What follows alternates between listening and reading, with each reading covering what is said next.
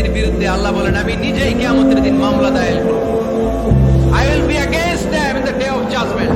Three categories of people I will be against them in the day of judgment. তিন শ্রেণীর লোক কিয়ামতের দিন তারা ছাড় পাবে না।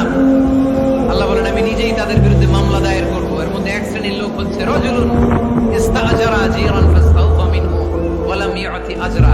একজন শ্রমিক ভাড়া করে তার কাছ থেকে কাজ নিয়েছে কিন্তু তার পারিশ্রমিক আদায় করে নাই। এরকম আছে না নাই? দাপট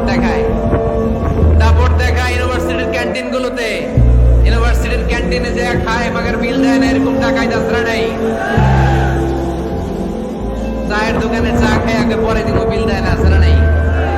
দোকানে যে পণ্য কিনে বিল দেয় না পরে দিব, আসরা নাই। কিয়ামতের দিন আল্লাহ করে মাস্তানি ছুটাবে, চিল্লায় করে ঠিক কিনা আনা খাসমুহুম, আমি নিজেই তাদের বিরুদ্ধে মামলা দায়ের করব। কথাটা কার? এজন্য বিশ্বনবী বললেন খবরদার, মেহনতি মানুষ, খেটে খাওয়া মানুষ, এদের দোয়া কবুল হয়ে যায়।